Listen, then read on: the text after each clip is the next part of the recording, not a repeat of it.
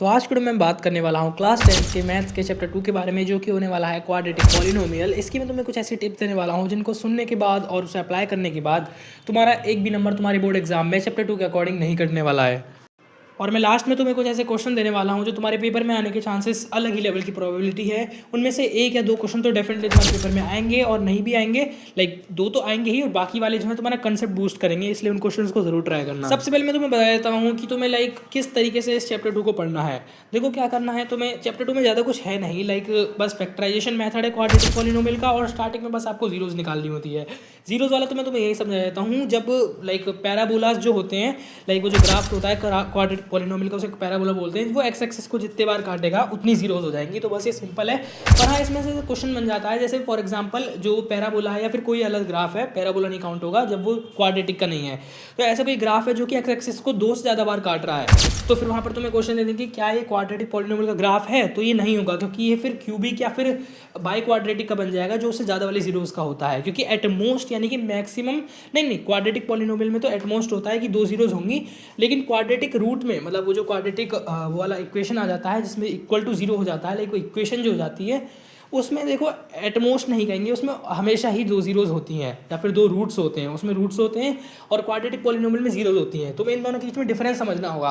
अगर पेपर में तुमसे पूछा कि क्वाड्रेटिक पॉलिनोमियल की कितनी जीरोज होती है, तो तुम्हें एटमोस्ट या फिर मैक्सिमम 2 जीरोज लिखना है। लेकिन अगर क्वाड्रेटिक इक्वेशन की बात करें तो उसमें ऑलवेज 2 रूट्स होते हैं। वो 2 डिफरेंट भी हो सकते हैं, इक्वल भी हो सकते हैं और इमेजिनरी भी हो सकते हैं। लेकिन क्वाड्रेटिक पॉलिनोमियल में अगर 2 इक्वल है, इमेजिनरी तो होते ही नहीं है, तो उनको सिंगल ही काउंट करेंगे, कोइंसाइड कर जाएंगे वो। देखो इसमें तुम्हें क्या देखना है कि ऐसे बहुत क्वेश्चन आते हैं जिसमें ऐसे तुम्हें सॉल्यूशन निकालना है, जैसे फॉर एग्जांपल 1/α + 1/β, तो इसमें लोग क्या करते हैं, जीरोस फाइंड करने लग जाते हैं।